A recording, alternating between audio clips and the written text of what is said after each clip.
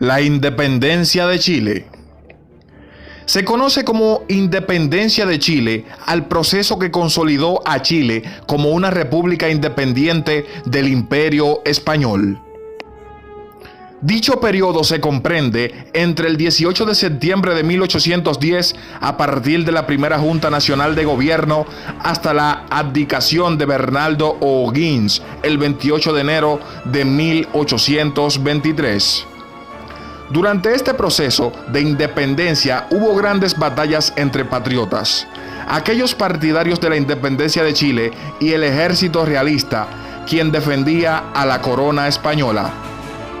Si bien el proceso finalizó con la renuncia de Bernardo O'Higgins el 28 de enero de 1823, quien la efectuó para evitar una guerra civil, la independencia de Chile quedó establecida el 12 de febrero de 1818. Entre las causas de la independencia de Chile se dieron tanto causas internas como externas que condujeron a la independencia de esta nación. Entre las causas externas, entre los acontecimientos mundiales que impulsaron este proceso de independencia, se destacan ideales de la Revolución Francesa, que apoyaban el nacionalismo, la república y la democracia, además de las ideas de libertad y derecho. Influencia de la independencia de Estados Unidos, junto con sus ideas de libertad. Oposición a la invasión napoleónica por parte de los españoles.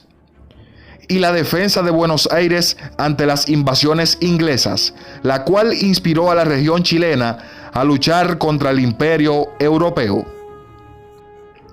Entre los acontecimientos internos que impulsaron este proceso de independencia se destacan el mal gobierno de Francisco Antonio García Carrasco, la falta de libertad comercial que empobrecía al país cada vez más y lo convertía en una factoría de España, y la lucha por puestos dentro del gobierno, donde reinaba la discriminación a favor de los españoles y los criollos querían tener más participación.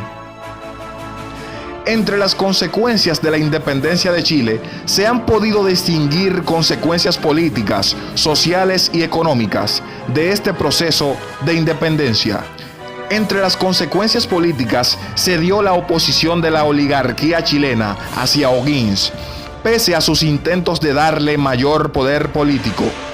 La renuncia y exilio del prócer chileno en el año 1823 y la división política interna entre el ejército patriota y la oligarquía. Consecuencias sociales. A pesar de conseguir la independencia, la estructura colonial social interna se mantuvo igual por mucho tiempo. Los campesinos se hicieron más pobres, hecho que aumentó considerablemente la delincuencia. Y la aristocracia chilena se mantuvo en el poder. Las consecuencias económicas. Debido al caos político, la crisis económica del país aumentó. Hubo malas cosechas y desorden financiero, lo cual perpetuó la anarquía y incrementó el hambre y la pobreza, y fueron destruidas las grandes haciendas agrícolas y ganaderas.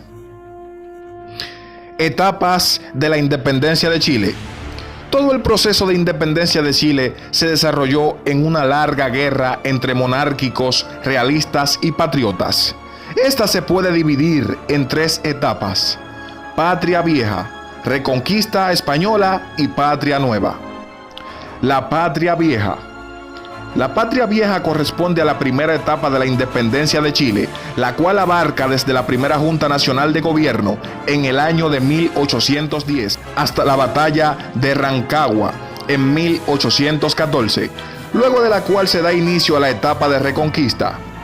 Este periodo se caracterizó por diversas batallas en contra del ejército realista, defensor del Imperio Español, con el objetivo de definir a Chile como una república independiente. Si bien esta etapa no prosperó debido a la Reconquista Española en 1814, fue un gran inicio para que luego, durante la Patria Nueva, se consolidara finalmente la independencia de Chile. entre la reconquista española inicia con la batalla de Rancagua en el año 1814, en la cual los realistas vencieron el ejército patriota chileno, y finaliza con la victoria patriota de la batalla de Chacabuco en 1817.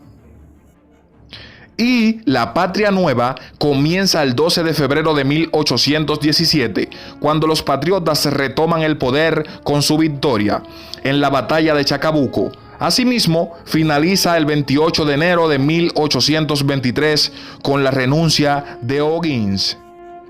Esta etapa se caracterizó por ser la que condujo definitivamente a la consolidación de Chile como una república y estado independiente.